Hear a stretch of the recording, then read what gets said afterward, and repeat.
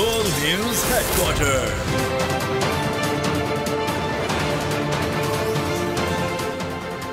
अस्सलामुअलैकुम। बोल news headquarters में खुशामदीद। मैं हूँ महफिश निसार। मैं हूँ फराज अहमद और मैं हूँ आपके साथ अनम जुल्फिकार। हेडलाइंस आप जान चुके हैं, बुलेटिन में बात करेंगे। 8 की भी आस रही, शिकस्त की वजह क्या? 11 का मुकाबला 1.25 लाख से। लो आ गया मजा। 50,000 गाड़ियों की पार्किंग। खुशी की खबर और बहता लहू बंद पानी, गजा की कहानी। रिवायत न बदली, भारत ने वर्ल्ड कप में 8वीं मरतबा भी पाकिस्तान को शिकस्त दे दी। 192 रन का हदफ 31वें ओवर और 3 विकेट के नुकसान पर हासिल कर लिया। पाकिस्तानी बल्लेबाज बैटिंग पिच पर भी बड़ा स्कोर करने में नाकाम रहे। बाबर आजम के आउट होते ही एक के बाद एक दूसरा पवेलियन लौटता रहा। मोहम्मद रिजवान भी आसाब की जंग हार गए। 49 रन पर वापस लौट आए। रिजवान को आउट करने वाले बुमराह को मैन ऑफ द मैच करार दिया गया। चेहरे बदले, वक्त बदला, लेकिन रिवायत ना बदली। शाहीन वनडे वर्ल्ड कप में सुरमाओं के सामने भीगी बिल्ली बन गए। अब्दुल्ला, सऊद, इफ्तिखार और इमाम बड़े बड़े नाम वर्ल्ड कप के सबसे बड़े टाकरे में बुरी तरह नाकाम। बैटिंग पिच के बावजूद बड़ा स्कोर ना कर सका पाकिस्तान। बैटिंग के लिए आते ही पाकिस्तानी बल्लेबाज बुरी तरह प्रेशर में थे। अब्दुल्ला शफीक मोहतात बैटिंग करते हुए सिर्फ 20 रन बनाकर मोहम्मद सिराज के हाथों LBW हो गए। देखभाल कर खेलने वाले इमामुल हक भी ज्यादा देर विकेट ना बचा सके और सिर्फ 36 रन पर विकेट कीपर के हाथों कैच आउट हो गए। बाबर आजम ने टीम को संभालने की कोशिश की, काफी देर तक डटे रहे, लेकिन फिर मोहम्मद सिराज ने इन्हें भी बोल्ड कर दिया। बाबर के जाते ही बल्लेबाज तू चल में आया की डगर पर चल पड़े। सऊद शकील सिर्फ 6 रन बनाकर पवेलियन लौट गए। चचा इफ्तिखार अहमद ने 4 ही गेंदें खेली और पूरे 4 रन बनाए। दीगर बल्लेबाजों को आता जाता देखकर फाइटर मोहम्मद रिजवान भी प्रेशर का दबाव ले गए और 49 रन पर आउट हो गए। 168 रन पर रिजवान के जाते ही सब ने सोच लिया कि मैच तो खत्म हो चुका। शादाब खान, मोहम्मद अब्बास, हसन अली और हारिस रऊफ 5 खिलाड़ी मिलकर मजमूई तौर पर 20 रन का इजाफा कर सके। शाहीन शाह आफरीदी नॉट आउट रहे, लेकिन कोई बड़ा तीर नहीं मारा। उनका स्कोर सिर्फ 2 था। 192 का हदफ भारत ने हंसते खेलते पूरा कर लिया। कप्तान रोहित शर्मा ने 63 गेंदों पर 86 रन बनाए। श्रेयास ने 53, राहुल ने 19, कोहली और शुभमन गिल ने 16 रन बनाए। कप्तान बाबर आजम ने मिडिल ऑर्डर की नाकामी को हार की वजह करार दे दिया। बोले मैच का आगाज अच्छा किया था, 280 या 290 रन बनने चाहिए थे, लेकिन मिडिल ऑर्डर नहीं खेल सका, जिसकी वजह से कम हदफ दे सके और आसाब की जंग में हार गए। भारतीय कप्तान रोहित शर्मा ने जीत का क्रेडिट अपने बॉलर्स को दे दिया। बोले बॉलर्स ने हमें गेम बनाकर दी, ये 190 रन की पिच नहीं थी। मैच शुरू हुआ तो लग रहा था 280 या 290 रन का टारगेट होगा, लेकिन बॉलर्स ने पाकिस्तान की विकेटें जल्द गिरा दी। इस हदफ को हमारे बल्लेबाजों ने आसानी से हासिल कर लिया। ये भी कोई मैच था, कम से कम फाइट तो करते। बल्लेबाजों को खेलना सीखना होगा। पाकिस्तानी शायकीन टीम पर बरस पड़े। कहते हैं कि जितना बड़ा मैच था टीम ने उतना ही मायूस किया। हमें बल्लेबाजी नहीं करना चाहिए, हमें सब लड़कों को लेकर साथ चले। और दूसरी बात ये कि हमारी बैटिंग 6 नंबर तक है, उसके बाद सब बॉलर्स आ जाते हैं। अगर देखा जाए सच्ची बात यह है कि परफॉर्मेंस तो ऐसी नज़र नहीं आ रही, लेकिन अगर practice should be make perfect ना, अगर ये प्रैक्टिस करें और लगन करें तो क्यों नहीं जीत सकते। हमारा आज मिडिल ऑर्डर ना नाकाम रहा, फिर एक बार दोबारा पाकिस्तान से जो एक्सपेक्टेशन थी वो उस पर पूरा नहीं उतरा है और जिस तरह की बैटिंग लाइनअप थी पाकिस्तान की, सो डिसअपॉइंटेड। जहाँ पे आउट हुआ बाबर आजम आफ्टर, उसके बाद जो है ना हमारी टीम ने फॉल किया, उसके बाद ज़्यादा आउट हुए हैं। जब बाबर आजम आउट हुआ ना, तब सबकी लाइन लगी है कि जनाब जी तू आया तो मैं आ रहा हूँ। लेकिन ये हमेशा का यही रूटीन है इनकी। हमारी पाकिस्तानी टीम जितनी मर्जी अच्छी हो जाए, इंडिया से नहीं जीतती। ये इनके बस का काम नहीं रहेगा क्रिकेट खेलना। अब ये बस फारग हो गए। इंडिया के खिलाफ कम से कम तो ये खेल ही नहीं सकते। सुबह से हम बैठे हुए हम हैरान थे। अभी पाकिस्तान कुछ अच्छा परफॉर्मेंस दिखाएगा, अभी दिखाएगा, मगर हम लोगों को मायूस कर गया। पाकिस्तानी बैटिंग लाइन ने बहुत मायूस किया। बड़ा बेहतरीन मौका ज़ाया कर दिया गया। शोएब अख्तर पाकिस्तानी बल्लेबाजों पर बरस पड़े। वीडियो पैगाम में कहा कि बैटिंग पिच होने के बावजूद पाकिस्तानी बल्लेबाज बड़ा स्कोर करने में नाकाम रहे। इमामुल हक, अब्दुल्ला शफीक, सऊद शकील में ऐसा टैलेंट नहीं था कि अच्छा स्कोर करते। बाबर 11 के मद्दे मुकाबिल सिर्फ 11 भारतीय खिलाड़ी नहीं थे, 1.25 लाख अफराद का मजमा और कमेंट्री बॉक्स में भारतीयों की भारी भरकम आवाज भी थी। पाकिस्तान की बाउंड्रीज सांप सूंघने वाले भारतीय तमाशाइयों की विकेटें गिरने पर खूब शोर शराबा करते रहे। अहमदाबाद के नरेंद्र मोदी स्टेडियम में टीम पाकिस्तान का मुकाबला सिर्फ भारतीय टीम से नहीं था। स्टेडियम में मौजूद 1.25 लाख तमाशाइयों में सिर्फ 4 पाकिस्तानी थे। बाबर या रिजवान छक्का मारते या चौका लगाते तो मोदी स्टेडियम में मौजूद तमाशाइयों को मुजी सांप सूंघ जाता। पिन ड्रॉप साइलेंस पाकिस्तानी खिलाड़ियों का हौसला तोड़ देती। पैनल में शामिल 10 में से 4 कमेंटेटर्स भारतीय, सिर्फ 2 पाकिस्तानी। शाहीनों की विकेट गिरने पर आवाज में हकीकी जान, बाज एंट्री पर कमेंट्री बेजान। एकतरफा मैच में शिकस्त की बड़ी वजह कम स्कोर के साथ साथ टीम पाकिस्तान की एकतरफा हिमायत भी बनी। सचिन तेंदुलकर वकार यूनिस से क्यों डरते हैं? भारतीय लेजेंड क्रिकेटर ने एतराफ कर लिया। नरेंद्र मोदी स्टेडियम के कमेंट्री बॉक्स में वकार यूनिस और सचिन तेंदुलकर एक साथ मौजूद। सचिन तेंदुलकर ने कहा कि वकार यूनिस की बॉलिंग से अब भी डर लगता है। अहमदाबाद में पाक भारत मैच से पहले cricket legend Sachin Tendulkar world cup trophy लेकर स्टेडियम में पहुंचे। सचिन के मैदान में आते ही फिजा सचिन के नारों से गूंज उठी। पांड्या ने क्रिकेट कवानीन पर थूक दिया। चीटिंग के लिए सहारा भी इबादत का लिया। प्रार्थना के बहाने गेंद को थूक लगाया और इमामुल हक को आउट कर दिया। पांड्या की चोरी कैमरे ने पकड़ ली और फिर पूरी दुनिया ने देख ली। हिंदू बनिए की चौथी नस्ल में भी हिंदू बनिए जर्सू में क्रिकेट के मेगा इवेंट में भारतीय बॉलर की बड़ी मक्कारी सामने आ गई। मंजर देखिए, ऊपर तले अंदाज प्रार्थना का, लेकिन अंदर तले काम कांट के। शब्द के बहाने पांड्या गेंद पर थूकते रहे। क्रिकेट कवानीन की धज्जियां उड़ा दी।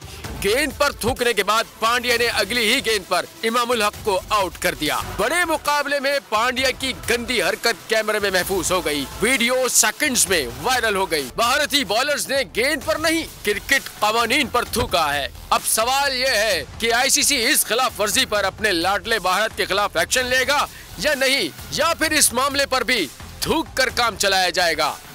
आईसीसी वर्ल्ड कप 2023 में पाकिस्तान और भारत मैच से कबल यादगार तकरीब मुनाकिद की गई। रंगारंग तकरीब ने नरेंद्र मोदी स्टेडियम में 1.25 लाख तमाशाइयों का दिल जीत लिया। सुपरस्टार अमिताभ बच्चन और रजनीकांत तकरीब में मरकज़े निगाह रहे।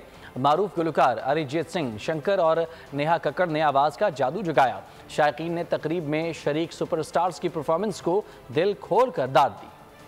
अहमदाबाद में बड़े मैच से कबल जबरदस्त मेला सजाया गया। आईसीसी वर्ल्ड कप 2023 में पाकिस्तान और भारत के दरमियान मैच से कबल यादगार तकरीब ने टूर्नामेंट को 4 चांद लगा दिए। रंगारंग तकरीब ने नरेंद्र मोदी स्टेडियम में तमाशाइयों की बहुत बड़ी तादाद को गरमा दिया। सुपरस्टार अमिताभ बच्चन और मारूफ गुलकार अरिजीत सिंह, शंकर और नेहा कक्कड़ ने आवाज का जादू जगाया। तकरीब से ग्राउंड में बैठे शायकीन ही महसूस होते रहे, जबकि इसे दुनिया भर में मौजूद शायकीन न देख सके क्योंकि इसे टीवी पर नशर नहीं किया गया। अहमदाबाद स्टेडियम में पाक भारत हाई वोल्टेज मार्का पाकिस्तानी टीम का होटल से स्टेडियम तक भरपूर खैर मकदम किया गया।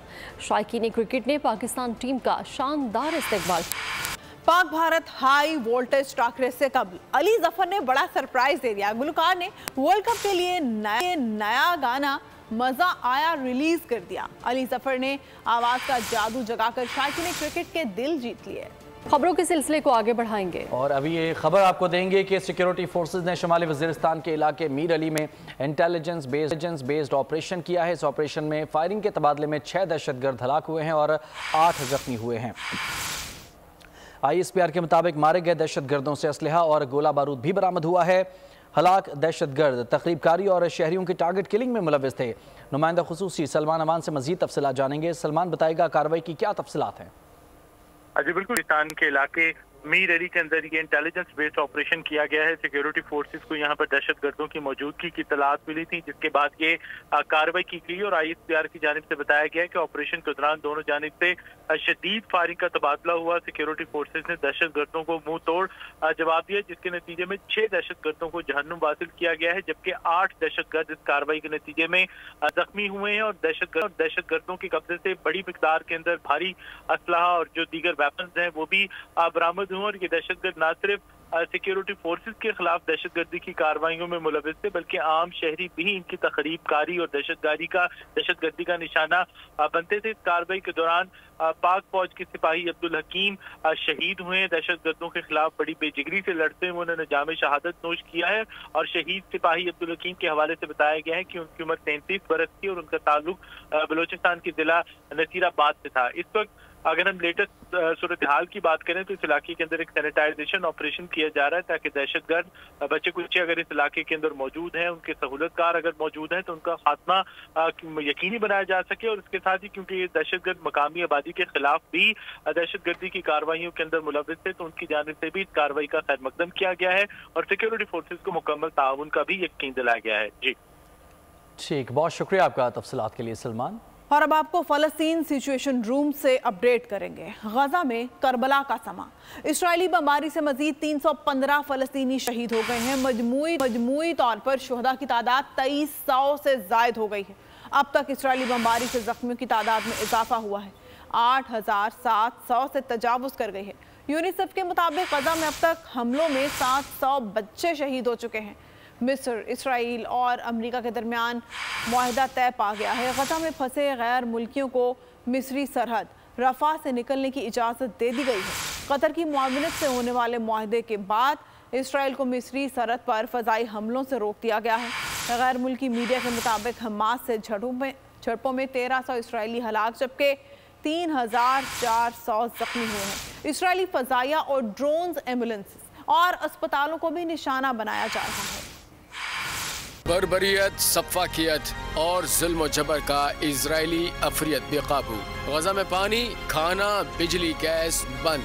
फलस्तीनियों पर जिंदगी तंग कर दी गई। बेरहम और दरिंदा सिफ्त इजरायली फजाइया ने रिहायशी घरों पर आग बरसा दी। अस्पतालों समेत जख्मियों और लाशों को ले जाने वाली एम्बुलेंसेस को भी निशाना बनाया जा रहा है। गजा में फंसे गैर मुल्कियों के इनखला के लिए मिस्र, इजराइल और अमेरिका के दरमियान मुआहदा तय पा गया। गैर मुल्कियों को हफ्ते की दोपहर से मिस्री सरहद रफा से गुजरने की इजाजत मिलेगी। कतर की मुआवनत से होने वाले मुआहदे के बाद इसराइल को मिस्री सरहद पर फिजाई हमलों से भी रोक दिया गया। हमास और इस्लामिक जिहाद भी हमले रोक देंगे। सऊदी अरब ने गजा से फलस्तीनियों की जबरी नकल मकानी को मुस्तरद कर दिया। इजरायली फोर्सेस की गजा में शहरियों को निशाना बनाने की सख्त अल्फाज में मजम्मत की गई। सऊदी वजारत खारजा की जानिब से कहा गया है कि इजराइल गजा में बुनियादी इमदादी सामान फराहम करने में रुकावट न बने। इमदादी सामान की फराहमी को रोकना आलमी कवानीन की खिलाफ वर्जी है। सऊदी अरब की दरख्वास्त पर OIC का फलस्तीन की सूरत हाल पर 18 अक्टूबर को हंगामी इजलास भी तलब कर लिया गया। इजलास में गजा पर इजरायली जाहिरियत पर बहस होगी। गजा में निहत्ते शहरियों को दरपेश खतरात पर बहस होगी। लबनान की जुनूबी सरहद पर हिजबुल्लाह और इसराइली फौज में झड़पें हुई हैं। हिजबुल्लाह ने इसराइल के 4 शहरों में रॉकेट दागे।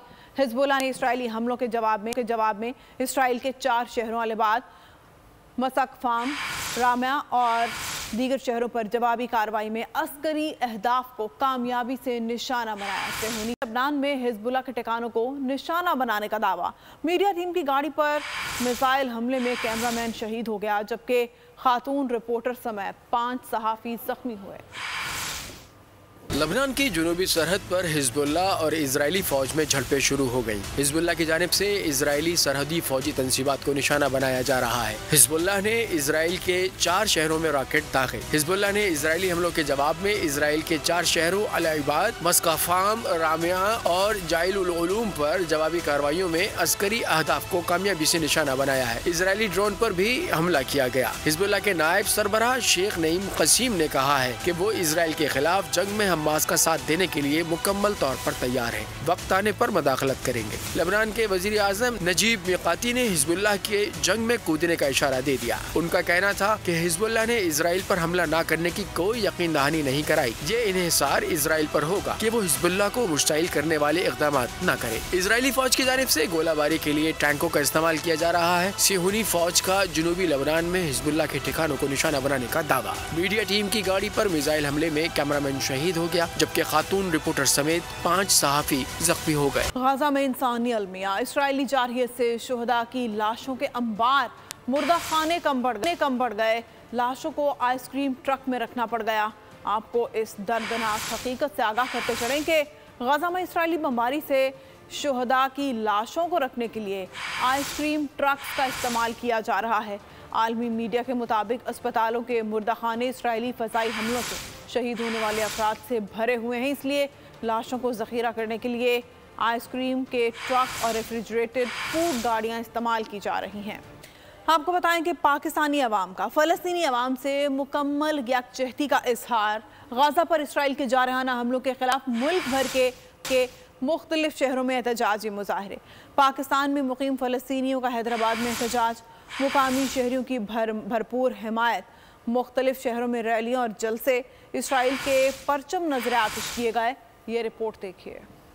गजा में इजरायली जाहिरियत मुर्दाबाद। मुल्क भर में अवाम फलस्तीनी अवाम की हिमायत में सड़कों पर निकल आए। हैदराबाद में पाकिस्तान में बसने वाले फलस्तीनियों का इजराइल के खिलाफ एहतजाज। हैदराबाद प्रेस क्लब के सामने इजराइल के खिलाफ नारे, आलमी तंजीमों से नोटिस लेने का मुतालिबा। खानपुर में जामिया इमदादुल उलूम की जानिब से फलस्तीनी बहन भाइयों से इजहार यकजहती के लिए रैली निकाली गई। अक्टूबर टेक सिंह में मुस्लिम स्टूडेंट्स फेडरेशन की फलस्तीन के हक में रैली, इजरायली परचम नजर आतिश किया गया। जैकबाबाद में इत्तेहाद अहले सुन्नत की जानिब से रैली निकाली गई। मुजाहिरीन का अक़वाम मुत्तहिदा और इंसानी हुकूक की तंजीमों से नोटिस लेने का मुतालिबा। जैकबाबाद में जमात इस्लामी की जानिब से जिहाद फलस्तीन मार्च किया गया। एबटाबाद के वकला ने फलस्तीन से यकजहती के लिए रैली और मुजाहरा किया। कोट डीजी में JUI ने इसराइल के खिलाफ रैली का एहतमाम किया। बहावल नगर में मजलूम फलस्तीनियों की हिमायत में MSF के ज़ेर एहतमाम मोटरसाइकिल रैली निकाली गई। फिरोजवाला रैली में मुख्तलिफ मदारिस के तलबा समेत अवाम की बड़ी तादाद ने शिरकत की।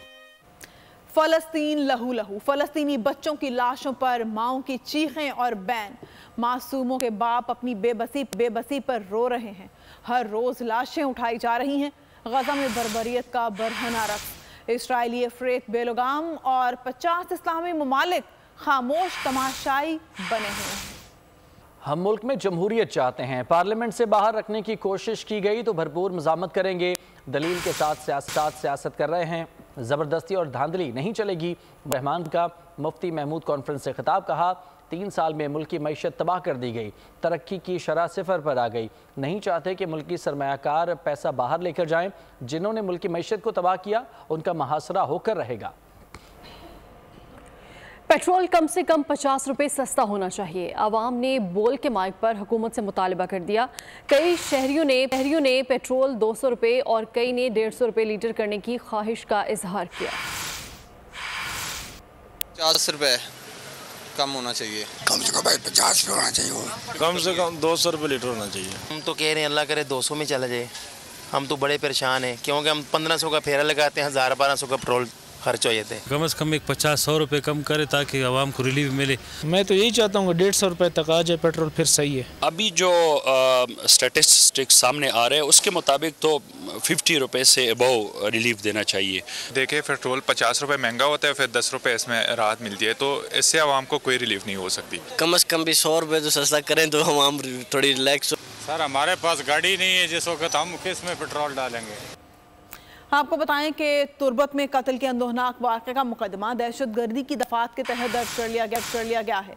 जख्मी होने वाले 2 मजदूर मुल्तान रवाना। मजदूरों की लाशें कोयटा मुंतकिल, सुबह मुल्तान रवाना की जाएंगी। गुज़िश्ता शब नामालूम अफराद ने मजदूरों के घर धावा बोल दिया था। फायरिंग से 6 मजदूर मौके पर दम तोड़ गए जबकि 2 शदीद जख्मी हो गए थे। इसके साथ ही बोल न्यूज़ हेडक्वार्टर से अब तक के लिए इतना ही। एक ब्रेक के बाद हाजिर होंगे हेडलाइंस के साथ। मजीद खबरों और अपडेट्स के लिए विजिट कीजिए हमारी वेबसाइट bolnews.com और देखते रहिए बोल न्यूज़।